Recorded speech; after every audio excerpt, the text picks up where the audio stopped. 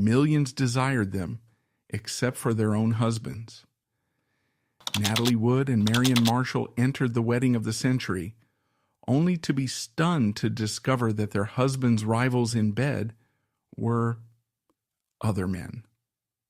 These two stunning beauties were forced to become living shields in Hollywood's most brutal drama to conceal a terrible secret. Natalie Wood tried to tear up the script, only to be permanently silenced beneath the dark waters of the Pacific. Before the ripples could even fade, Marion Marshall was quietly ushered into the exact same velvet trap, expected to hit the same marks and keep the exact same secrets. The narrative of Robert Wagner and Natalie Wood has been aggressively marketed for over half a century as a tragic love story. It is not. It is a forensic study of a system that demanded a smokescreen, a man who required a cover, and the women who were drafted to provide it. The machine of mid-century Hollywood did not deal in human beings. It dealt in commodities. The sheer brutality of the trap Natalie Wood walked into was rooted in her childhood. She was manufactured to accept it. Raised by a terrifyingly ambitious stage mother, she learned early that obedience was survival, once forced to watch a live butterfly torn apart just to produce tears for a camera. Plagued by a paralyzing, deeply ingrained terror of dark water, she was emotionally dependent and perfectly molded to obey the men in charge. She was, in short, the ideal compliant raw material for a corporate merger with a man who desperately needed a shield, Robert Wagner. Across town, Robert Wagner was a studio golden boy, but in the paranoid climate of 1950s Hollywood, any deviation from strict masculinity was a career death sentence. Rumors of homosexuality meant total financial ruin. To survive the vice squads and vicious gossip columnists, the studios employed their most airtight, undeniable defense: a highly publicized, fabricated wedding to the most desired young woman in America. The mechanism was put into motion. The studio executives looked at their ledgers and saw a perfect alignment of interests. Natalie Wood was the most desired young woman in America. Robert Wagner was the handsome prince. Putting them together would not just kill the rumors, it would create a monopoly on the box office. The courtship was a highly choreographed media event. They were sent on dates curated by studio publicists. They were photographed on yachts, at exclusive premieres, and dining at chase-ins. The lighting was always perfect. The smiles were always wide. For Natalie, who had spent her entire life seeking an anchor, the attention of a suave, established older actor was intoxicating. Wagner was 8 years her senior. He represented safety. He represented the traditional patriarchal protection that the culture insisted a woman needed. She fell in love with the image he projected, the very image the studio paid him to project. She was 18 years old when she agreed to marry him. She was stepping into a role she had been training for her entire life, but she had no idea what the script actually entailed. The wedding took place in December 1957 in Scottsdale, Arizona. It was less a sacrament and more a product launch. The press dubbed them the Golden Couple. They were the American dream rendered in Technicolor. They purchased an immaculate Beverly Hills home, decorated it flawlessly, and posed for magazine spreads that showcased their domestic bliss. The public consumed the narrative ravenously. Women wanted to be Natalie, men wanted to be Wagner. The studio executives breathed a sigh of relief. The investment was secure. The shield was in place. But the architecture of a lavender marriage requires a horrifying level of cognitive dissonance from the woman trapped inside it. The public-facing side of the relationship is a relentless performance of heteronormative perfection. The private side is a void. The psychological toll of this arrangement began to manifest almost immediately. Natalie Wood was a vibrant, passionate young woman.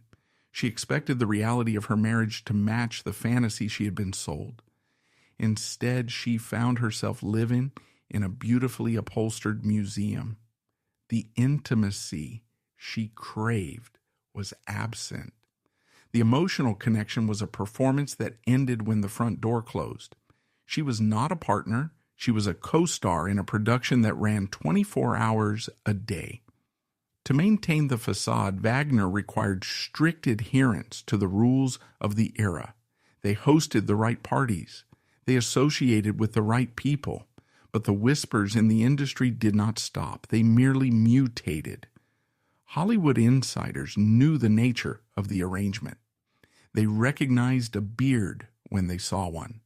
For Natalie, the growing realization that her marriage was a transaction, a necessary business expense for her husband, was a slow-acting poison. She began to seek solace elsewhere. She entered psychoanalysis, a common refuge for the casualties of the studio system. She tried to navigate the agonizing space between the global adoration she received on the street and the profound isolation she felt in her own bed. She was the most famous young woman in the world, yet she was fundamentally invisible to the man who had promised to protect her. The pressure of maintaining the lie began to crack the veneer. The golden couple started to argue. The arguments were not the standard domestic disputes of young newlyweds. They were the frantic, desperate clashes of two people suffocating in a locked room. Wagner was under immense pressure to keep his career afloat as the studio system began its slow collapse in the late 1950s. The guaranteed contracts were disappearing. You were only as good as your last picture. He needed the marriage to project stability, to prove he was a safe bet for the new breed of independent producers. Natalie, conversely, was growing up. The obedient child who watched a butterfly torn apart was beginning to understand her own power. Her performances in films like Splendor in the Grass and West Side Story were stripping away the teenager and revealing an actress of startling depth and raw nerve. As her artistic autonomy grew, her tolerance for the domestic charade diminished. She was no longer willing to simply hit her marks and smile for the flashbulbs. She wanted a life that was real, but reality is a dangerous thing to introduce into a lavender marriage. The entire structure relies on a mutual agreement to ignore the truth. The husband must pretend to desire the wife, and the wife must pretend not to notice when he doesn't. It is a delicate, agonizing balance. If one person breaks the unspoken contract, the entire edifice collapses. And the collapse, when it inevitably came, was not a slow crumbling of affection. It was a violent, catastrophic rupture. It did not happen on a sound stage or in the office of a studio executive. It happened in the one place that was supposed to be a sanctuary. It happened behind the closed doors of their Beverly Hills mansion, in a moment that would sever Natalie Wood's connection to reality and set the stage for a lifetime of trauma and, ultimately, her doom. By 1961, the corporate panic within Beverly Hills had reached a fever pitch. With television emptying the theaters, the old studio bosses guarded their remaining bankable assets with a ferocity bordering on the pathological. Natalie Wood was no longer just an asset. She was the cornerstone of an entire financial ecosystem.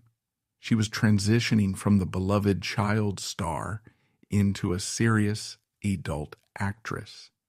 She was filming Splendor in the Grass under the direction of Elia Kazan, a man famous for stripping his actors down to their rawest psychological nerves. The role required her to play a young woman driven to a nervous breakdown by sexual repression and societal hypocrisy. The bitter, terrifying irony of her life was that she did not have to act.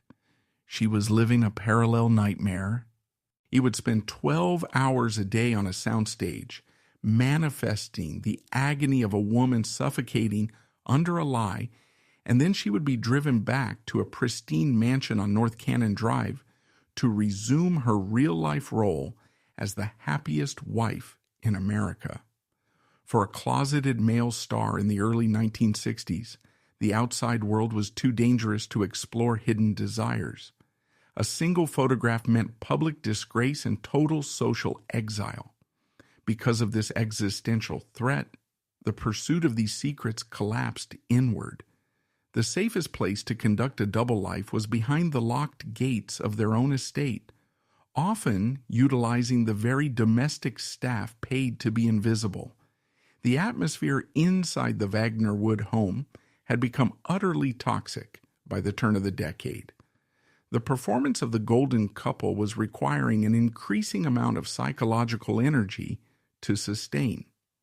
Robert Agner was facing his own immense pressures, while Natalie Starr was ascending into the stratosphere with back-to-back masterpieces like West Side Story. His career was entering a perilous plateau.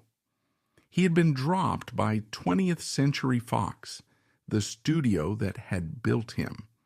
The power dynamic in the marriage inverted. He was no longer the established, protective older star she had married. He was the struggling actor holding on to the coattails of his globally adored wife. This professional emasculation often triggers a desperate need for control and validation in the private sphere. For a man living a bifurcated life, the pressure of maintaining the heterosexual facade while his career falters can become unbearable. The mask begins to slip. The careful, paranoid protocols that keep the secret hidden begin to break down under the weight of exhaustion and resentment. Natalie was not blind. She was a woman of acute sensitivity, an intuition sharpened by a lifetime of navigating the predatory environment of Hollywood. She knew that a profound void existed at the center of her marriage. The physical intimacy was reported, lie sporadic and clinical. There was a distance in her husband's eyes, a detachment that no amount of public hand-holding could camouflage. She began to internalize this distance, filtering it through the specific insecurities of a woman in the early 1960s. The culture dictated that if a husband was cold, it was the wife's failure. She was not beautiful enough, not attentive enough, not woman enough to hold his interest. She poured her anxiety into her psychoanalysis sessions, trying to fix a marriage that was functionally unfixable because its foundational premise was a lie. She suspected infidelity. It is the logical conclusion for any spouse facing an inexplicably cold partner. But her suspicions were necessarily shaped by her worldview. She assumed, as any woman in her position would, that the threat was another woman, perhaps a co-star, perhaps a socialite. She armed herself for a conventional battle of jealousy and possessiveness. She prepared herself to confront a rival. She had no vocabulary, no conceptual framework for the reality of what was happening underneath her own roof. The breaking point did not arrive with a gradual confession or a leaked rumor. It arrived with the blunt force trauma of visual confirmation. The exact date and the precise logistical details of the night the marriage ended have been fiercely guarded, buried under decades of non-disclosure agreements, studio spin, and the aggressive reputation management of the survivors. But the core truth of the event, corroborated by her inner circle, her sister Lana Wood, and exhaustive biographical research, remains one of the most chilling moments in Hollywood history. It happened because of a deviation from the schedule. The studio machine runs on rigid timetables. Call sheets dictate when an actor arrives, when they eat, and when they are released. The residents of the house operated on the assumption that these schedules were absolute. But on this particular day, perhaps due to a technical sue on the set of Splendor in the Grass or a sudden change in the shooting order, Natalie Wood was released early. She was exhausted. The emotional labor of playing a suicidal teenager all day had drained her completely. She likely wanted nothing more than the sanctuary of her home, the comfort of her private space, and the presence of her husband. She drove back to Beverly Hills. She arrived at the house. The driveway was quiet. The staff was seemingly occupied elsewhere. The routine of the household was operating on the assumption that the lady of the house was miles away, locked under the hot lights of a Burbank soundstage. She walked into her own home. The silence of a large house when you expect it to be empty is a specific kind of stillness. She moved through the corridors, heading toward the master suite. This was her private domain, the inner sanctum where the cameras were not allowed, where the public performance was supposed to end. She approached the bedroom door. She opened it. Natalie Wood walked into her bedroom, expecting the quiet sanctuary of her private domain. Instead, the ground opened up beneath her feet. She found her husband, Robert Wagner. He was not alone. According to accounts from her sister and several biographers, she found him engaged in an act of profound physical intimacy with another man, allegedly an English butler employed by the household. The devastating shock was not just the act itself, but the sudden, violent shattering of her entire reality. While Wagner has consistently denied these claims, for Natalie, the perceived betrayal was absolute. This was a man who served them dinner, who poured their drinks, who navigated their home with the invisible deference required of domestic staff. In that single agonizing moment in the doorway, the entire architecture of Natalie Wood's reality collapsed. The betrayal was absolute, operating on multiple devastating levels simultaneously.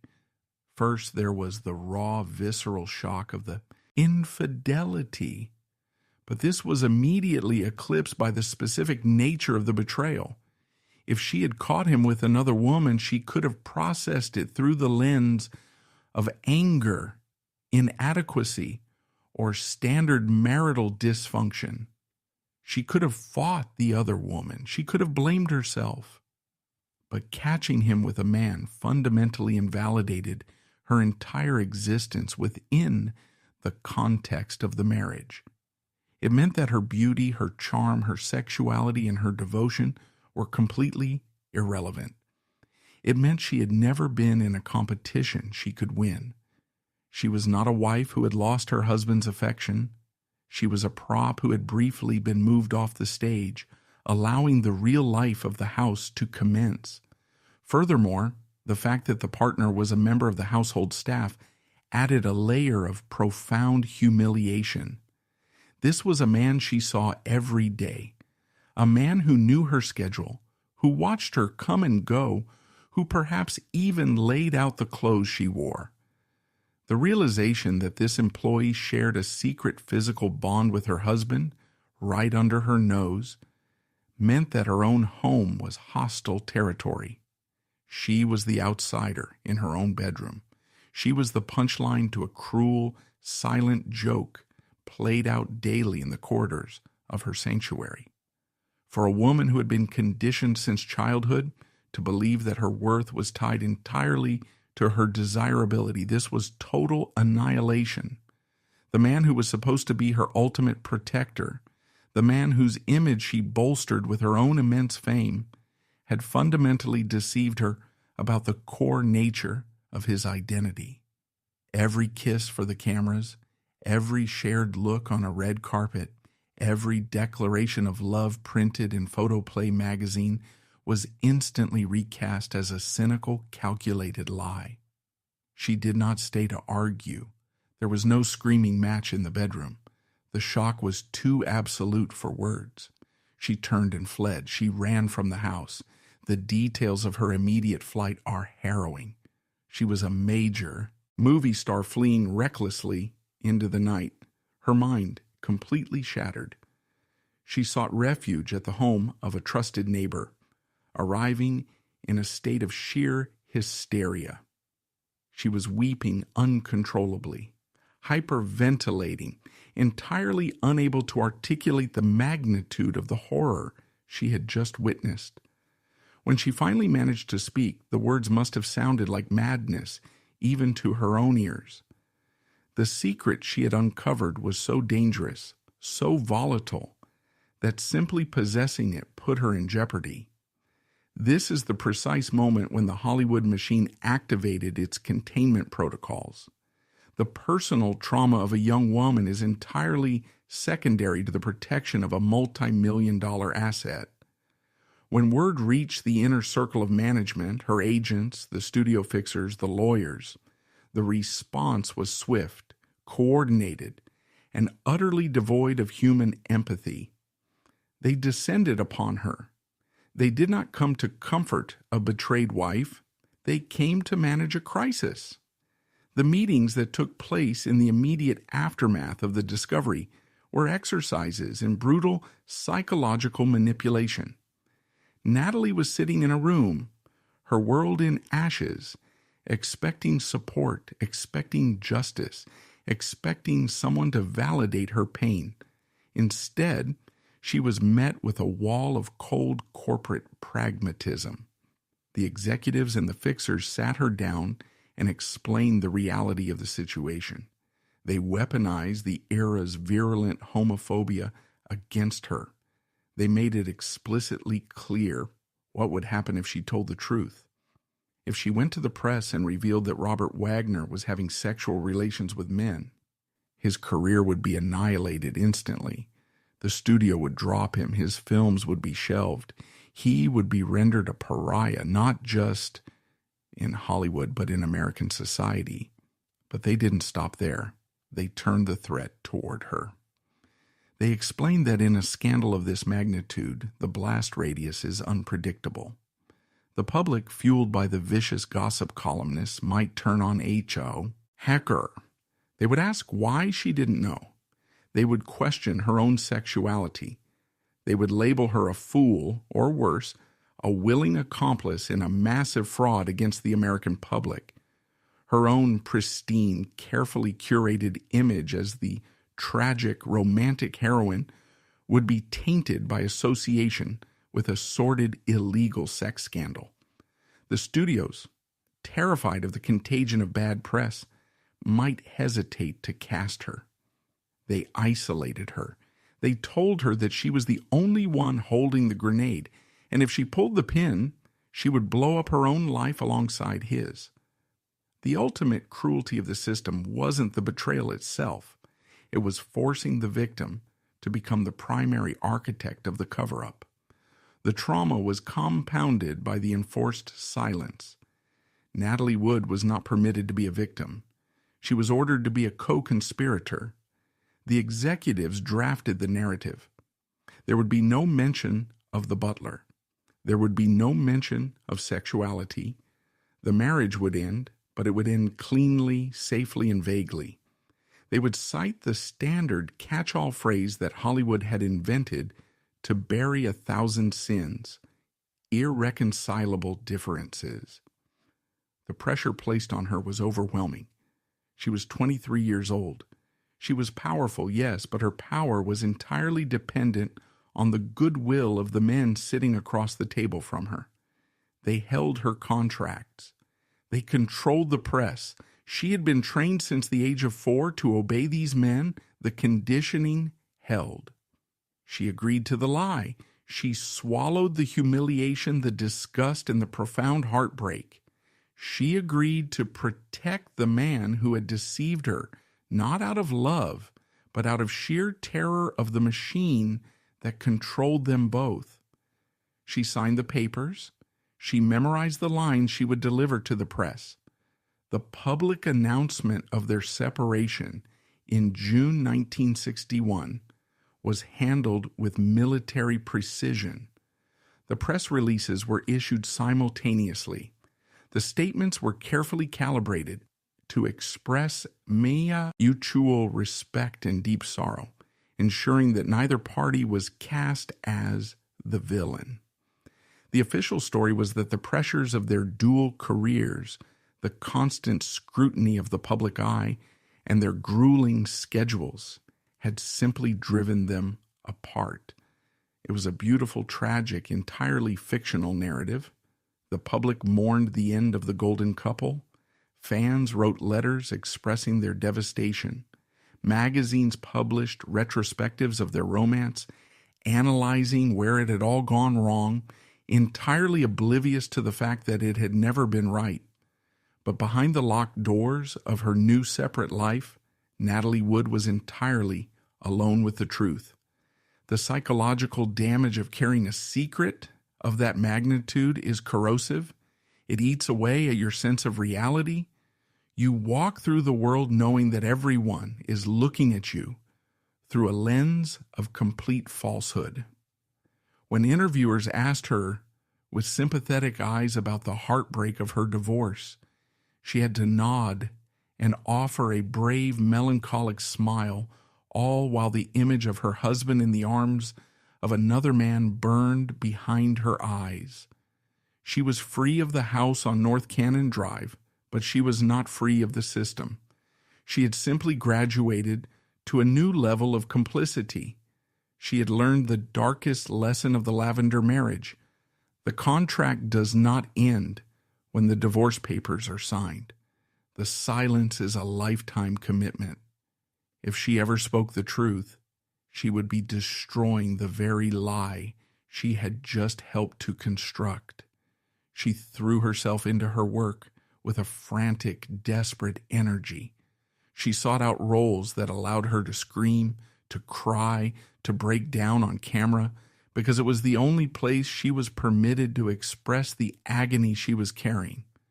She navigated the swinging 60s as a global icon, dating Warren Beatty, Sinatra, and Elvis, desperately seeking an anchor, a man who could erase the memory of what she had seen. But while Natalie was attempting to outrun the trauma of the arrangement, a machine that had drafted her was not resting. The problem of Robert Wagner had not been solved. It had merely been postponed. Wagner was now a single man in Hollywood. The shield was gone. The whispers that had been temporarily silenced by the marriage to Natalie Wood began to gain volume again. He was operating in Europe, shooting films like The Pink Panther, trying to keep a geographic distance between himself and the rumor mill of Los Angeles. But distance was not enough. The studios and his management team knew that the clock was ticking. A handsome, unmarried leading man in his 30s was a target. The vice squads were still active. The tabloids were still hungry. The vulnerability of the asset had returned. And the Hollywood system, operating with the cold, mechanical efficiency of a factory assembly line, simply moved to the next step in the protocol. When the first alibi fractured, the studio apparatus didn't panic. They simply procured a replacement. The machine began scanning the horizon for a suitable candidate. They needed a woman who was beautiful enough to photograph well on a red carpet, established enough to not look like a desperate starlet, and perhaps malleable enough to accept the terms of the arrangement, whatever she understood them to be. The stage was set for the introduction of the second Mrs. Wagner. The velvet trap was being rebaited. The system was about to prove that Natalie Wood's trauma was not an unfortunate accident, but a replicable business model.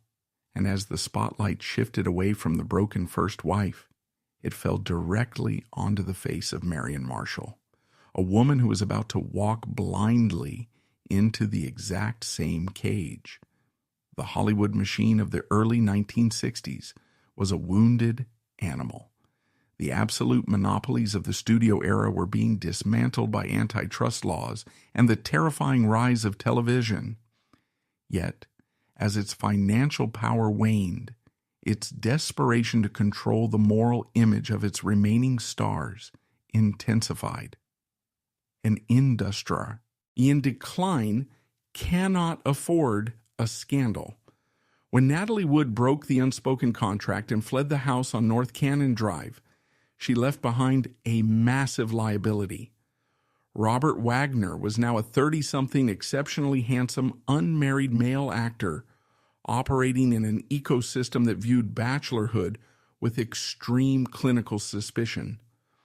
The European exile was the first tactical maneuver. Following the highly sanitized, publicly mourned divorce in 1961, Wagner relocated. He spent time in Rome and London, immersing himself in the international film scene. On the surface, it was pitched to the press as a period of healing, a glamorous retreat for a heartbroken leading man. In reality, it was a quarantine. Europe offered a temporary reprieve from the suffocating, microscopic surveillance of the Los Angeles vice squads and the Hearst gossip syndicate. But the reprieve was an illusion. The paparazzi culture in Rome during the La Dolce Vita era was aggressive. More importantly, distance from Hollywood meant distance from the fixers who could kill a story before it went to print. A single, uncontrolled photograph in a European nightclub could cross the Atlantic and detonate his career overnight. The executives monitoring his trajectory from California understood the math. The exile could not last. He needed to be repatriated. And to be safely repatriated, he needed to be neutralized. He needed a new wife. The casting call for the second Mrs. Wagner was not held on a sound stage. It was conducted through the heavily vetted social networks of the Hollywood elite. The machine didn't need another global superstar who could threaten the arrangement. They needed a mature, stable anchor. They found their perfect, compliant replacement, Marion Marshall. Pitting the two women against each other was a masterstroke of studio misdirection. While the press viciously painted Natalie as the erratic child star and Marion as the mature savior, nobody was looking at the man they were both hired to stand beside.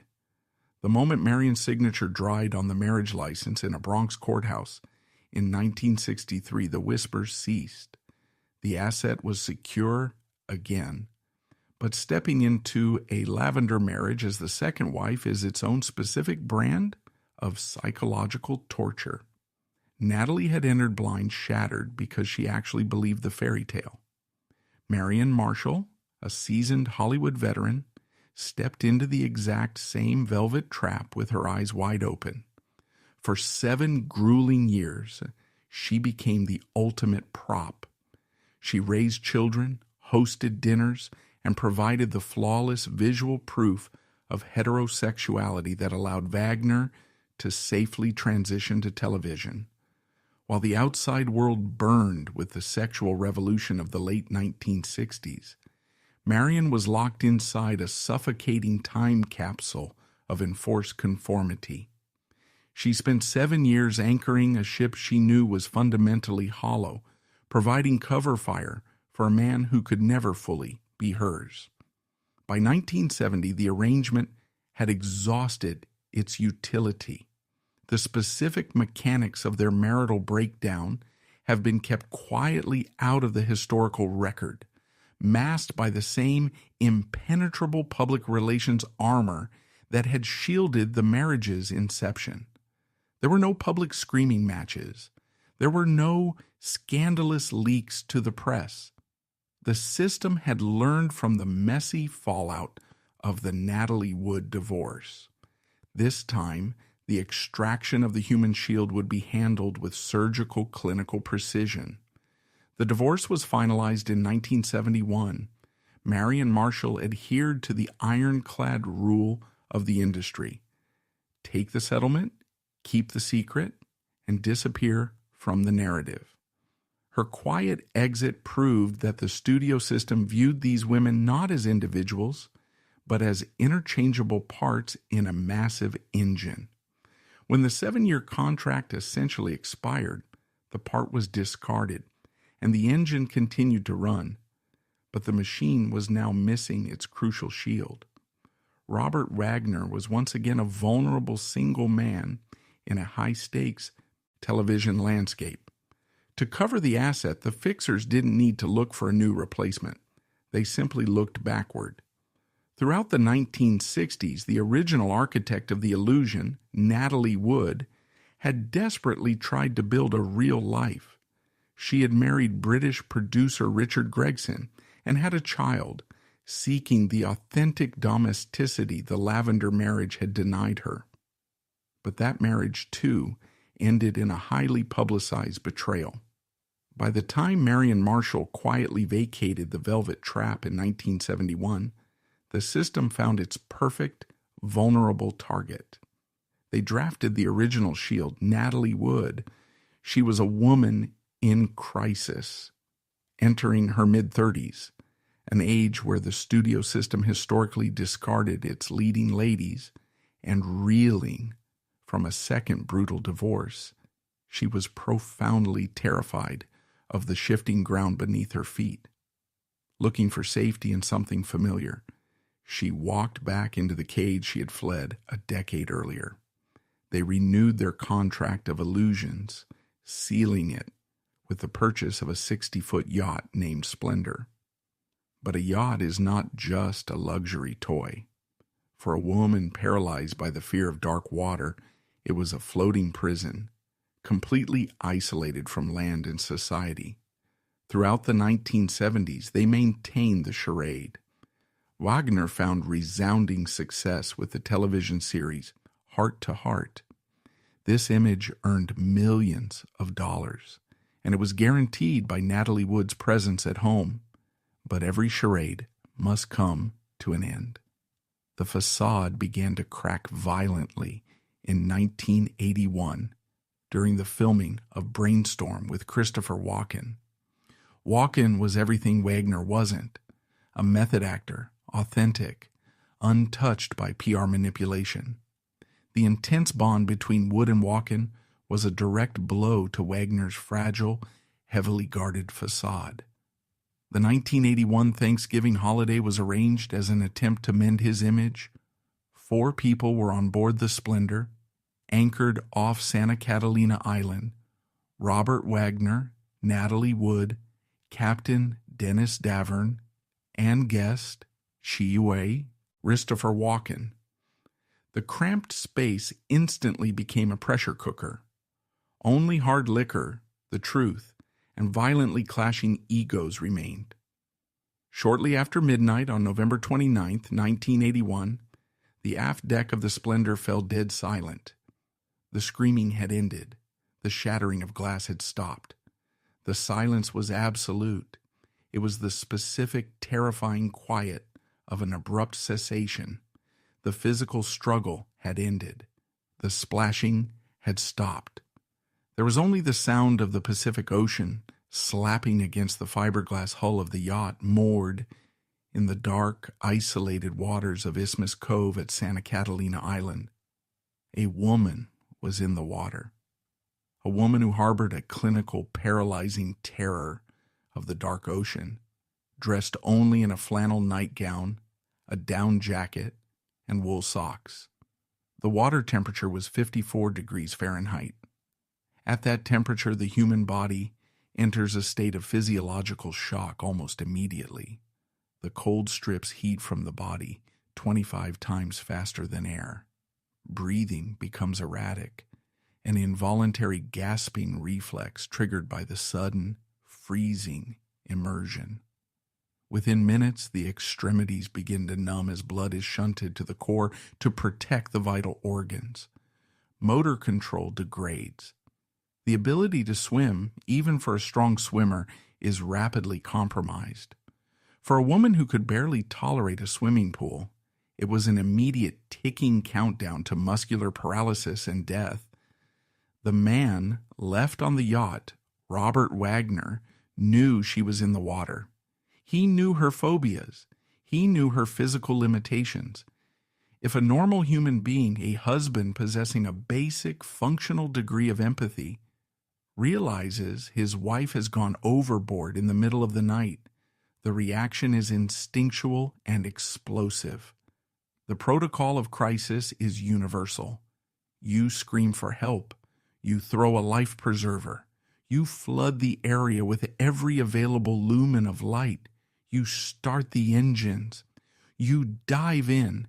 You grab the Marine VHF radio and broadcast a frantic mayday on Shanny.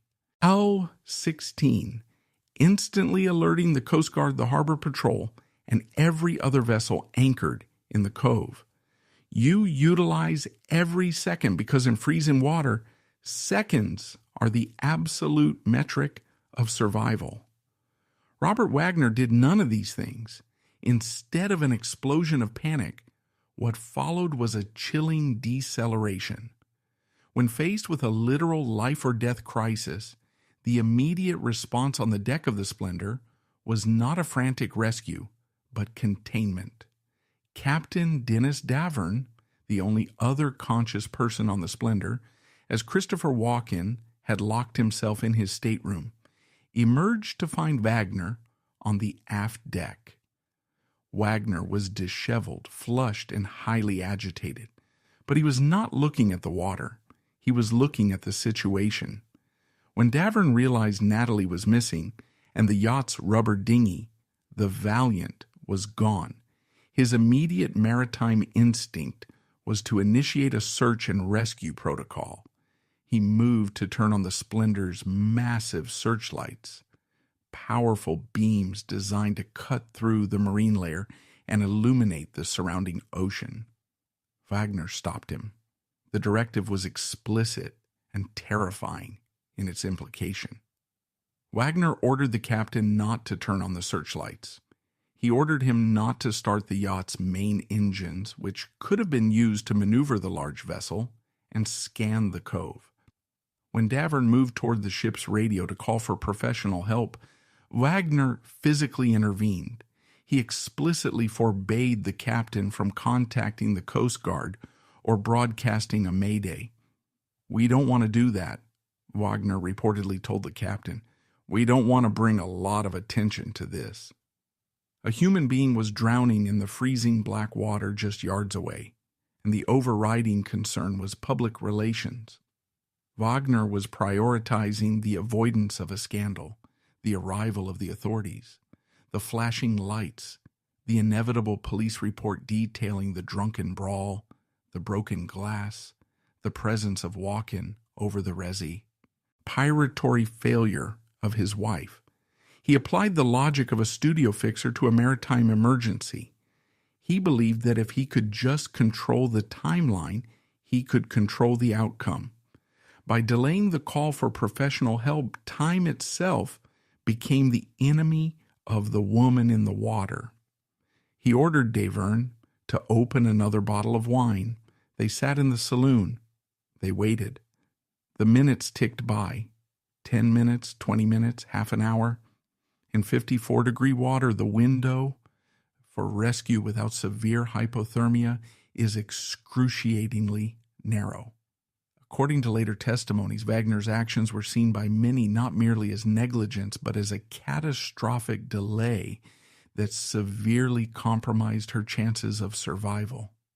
By preventing the captain from illuminating the water or calling for help, he was establishing a perimeter of silence around her struggle. He locked her in the dark. But the darkness of Isthmus Cove was not entirely empty. Water is a highly effective conductor of sound. Sound waves travel faster and further over the surface of a quiet ocean than they do over land. While Wagner sat in the saloon, attempting to manage the fallout, the reality of Natalie Wood's agony was broadcasting across the anchorage.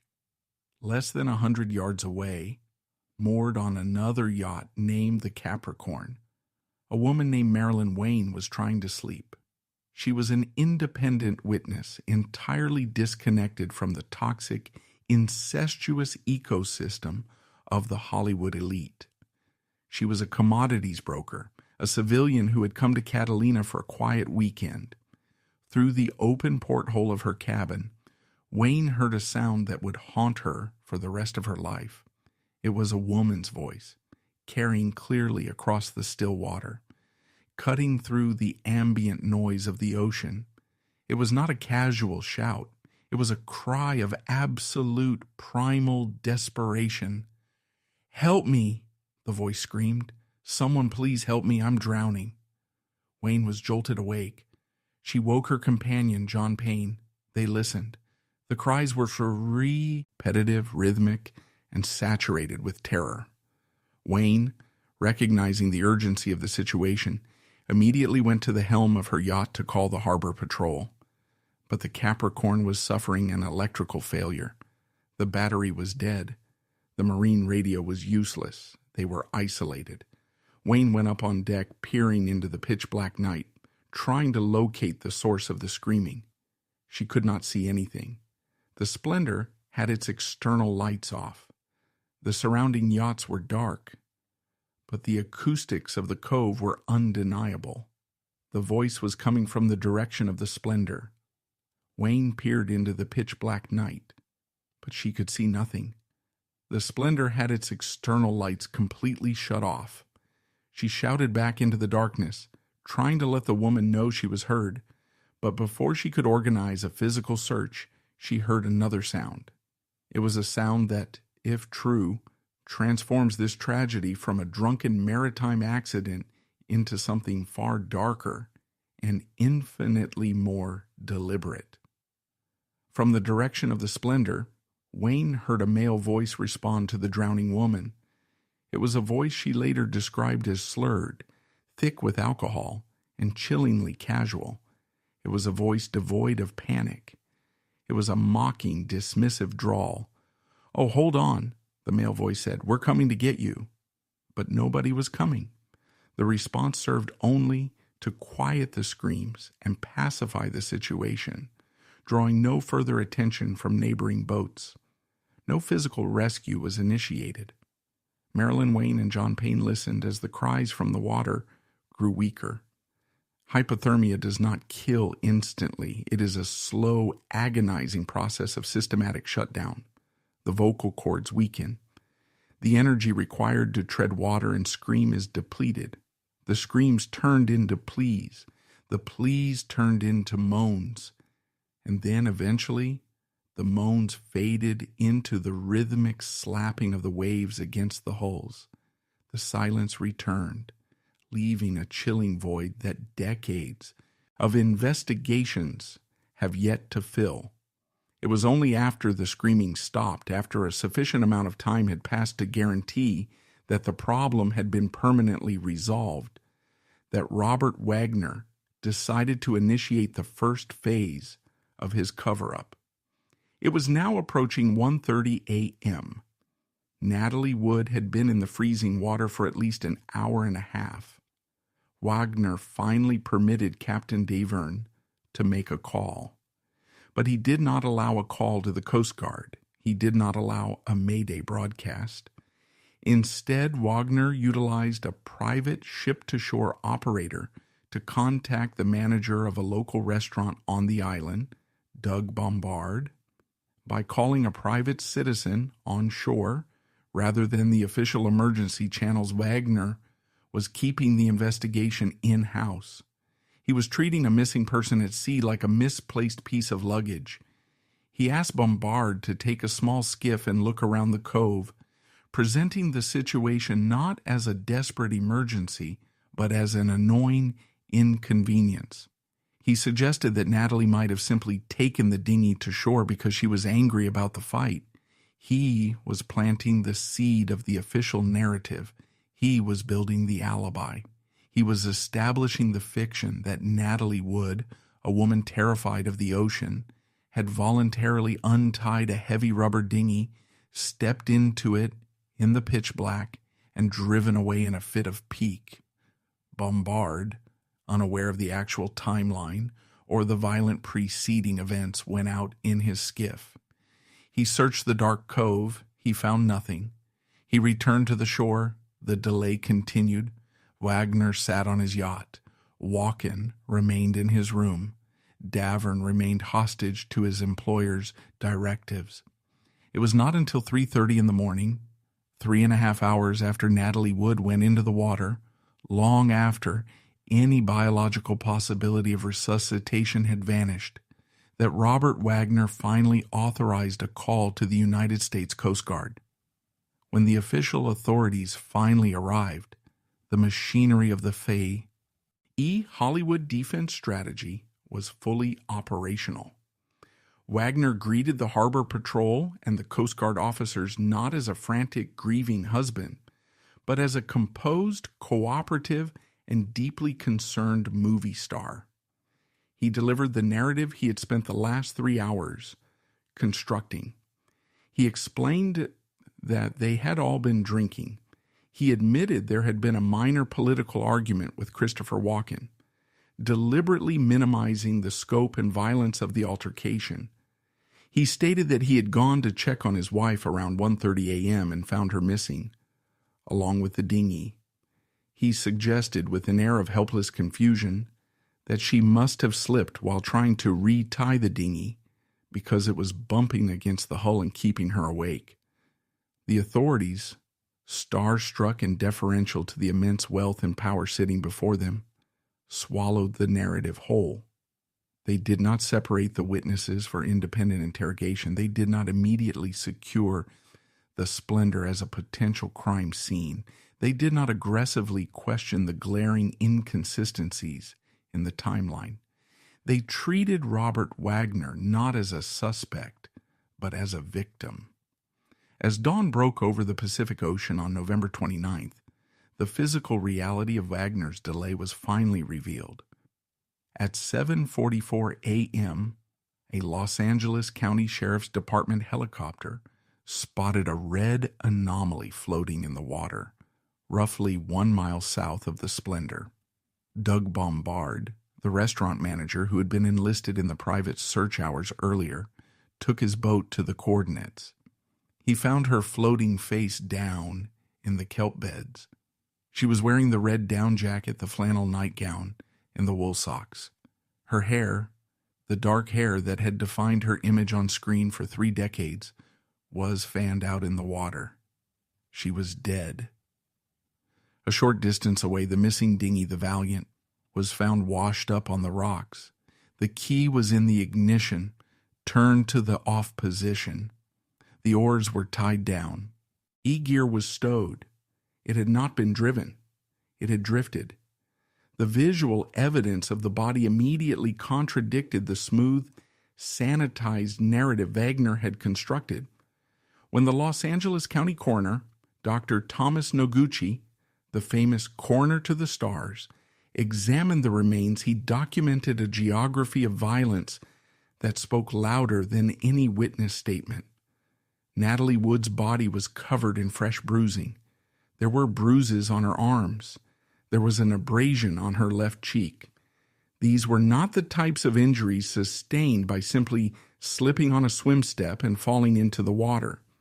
Forensic experts later noted these marks were highly consistent with a physical struggle, potentially the grim receipts of a violent altercation on the aft deck before the silence fell. Furthermore, the state of her fingernails told a story of horrific, prolonged agony.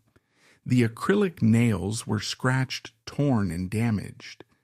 This was the forensic evidence of a woman who had spent the last minutes of her life desperately clawing at the slick fiberglass hull of a yacht or the rubber side of a dinghy, fighting for survival in the freezing, isolating darkness. Dr. Noguchi noted these anomalies. He recognized that the physical evidence did not align with the accidental slip theory.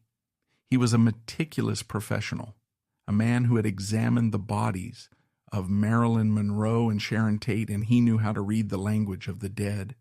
But the Los Angeles County establishment was a political organism, and Robert Wagner, now a massively powerful television titan, was an apex predator within its ecosystem.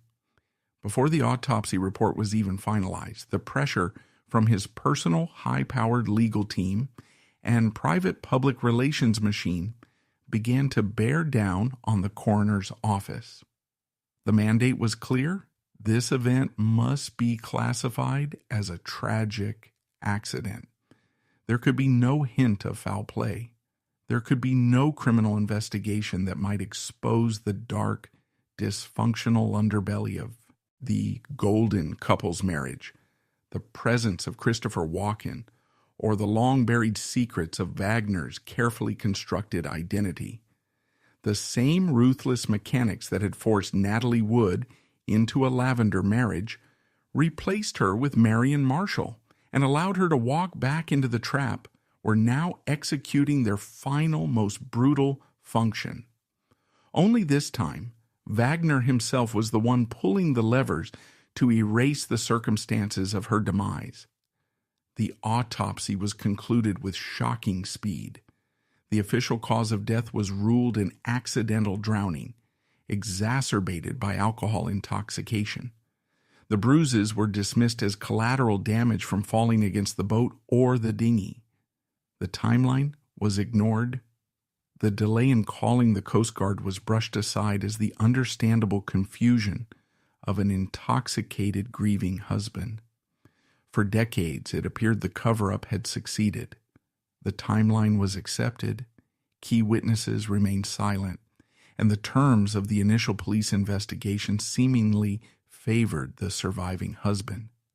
He walked off the Splendor securing the public's sympathy, his image as a heartbroken, tragic widower firmly cemented. He would go on to star in more television shows, write memoirs detailing his undying love for Natalie, and live for decades in the comfortable, lucrative embrace of the Hollywood establishment. But the cover-up was not entirely seamless. The loose ends, the people who had heard the truth and seen the reality of that night, still existed outside the immediate control of Wagner's legal team. And for a cover-up to hold permanently, the independent witnesses must be neutralized. Marilyn Wayne, the woman on the Capricorn, who had heard the screams and the mocking response from the Splendor, recognized that the official story being peddled in the press was a fabrication. She knew what she had heard. She knew the timeline was a lie. She attempted to do her civic duty. She contacted the Los Angeles County Sheriff's Department to offer her testimony. She wanted to tell the investigators about the cries for help and the voice that told the drowning woman to hold on. The response she received from the authorities was a masterclass in bureaucratic obstruction. She was dismissed. Her calls were not returned. The detectives assigned to the case showed zero interest in taking a formal statement from a witness who directly contradicted the narrative provided by a major television star. The fix was in, and the police department was acting as an accessory after the fact. But the Hollywood machine did not rely solely on the apathy of the police to maintain its secrets. It utilized direct psychological terror. Shortly after her attempts to contact the authorities, Marilyn Wayne received a message. It did not come in the form of a phone call or a polite visit from an attorney. It was a physical manifestation of the power she was up against. She walked out to her mailbox and found a typed note inside. There was no return address. There was no signature. The text of the note was brief, absolute, and chilling. If you value your life, keep quiet about what you know. It was a death threat. It was a reminder that the people protecting Robert Wagner had resources, reach, and a complete disregard for the law. They had just successfully covered up the death of one of the most famous women in the world. Making a civilian commodities broker disappear would be an administrative afterthought. Marilyn Wayne understood the message. She looked at the power dynamic. She saw that the police were complicit, the press was manipulated, and the perpetrator was insulated by millions of dollars and institutional protection. She made the only logical choice for survival. She kept quiet. She held the secret of Natalie Wood's final agonizing moments for nearly 2 decades, silenced by the very system that had orchestrated the tragedy. Captain Dennis Davern was also managed. He was the most dangerous liability. The man W. Ho had been on the deck, the man who had been ordered not to turn on the lights. Wagner could not simply threaten him, he had to absorb him. In the years following the death, Davern was reportedly kept close to Wagner. He was provided with housing. He was employed. He was folded into the protective custody of Wagner's inner circle. His silence purchased through proximity and financial dependence. He became a captive witness, bound by a trauma bond and a paycheck to the man who had forced him to listen to a woman die. The narrative was locked. The human shields were disposed of, one erased through quiet divorce, the other through dark water and a coroner's stamp. The asset was protected, but a cover-up built on deep water is inherently unstable. It relies on the permanent suppression of truth, and truth, like a body submerged in the ocean, eventually rises. Decades later, the crushing weight of guilt finally broke Captain Dennis Davern. In 2009, he publicly confessed to the delay, the suppressed searchlights, and the calculated obstruction. In 2011, the Los Angeles County Sheriff's Department officially reopened the case.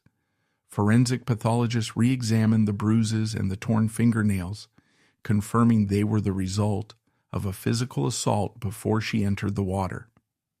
In 2012, Natalie Wood's death certificate was officially amended from accidental drowning to drowning and other undetermined factors. And in 2018, the carefully constructed decades-long facade completely collapsed when authorities officially named 88-year-old Robert Wagner a person of interest in her death. The truth had outlasted the cover-up, yet the chilling reality of the Splendor tragedy is that Wagner did not invent this playbook. He simply utilized a system of containment perfected half a century earlier. In 1932, when MGM executive Paul Byrne was found shot dead in his Beverly Hills mansion, studio fixers spent 2 hours sanitizing the blood-soaked crime scene before ever calling the police. They framed it as a suicide to protect the box office value of his superstar wife, Jean Harlow, while quietly burying the existence of his secret wife, a woman who drowned herself in a river just 2 days later. The Paul Byrne incident was an early masterclass in the studio system's extreme damage control. It was the moment Hollywood proved it could effectively bury its dead. The curtain has fallen on Natalie Wood, but the dark history of Hollywood's untouchables is just beginning.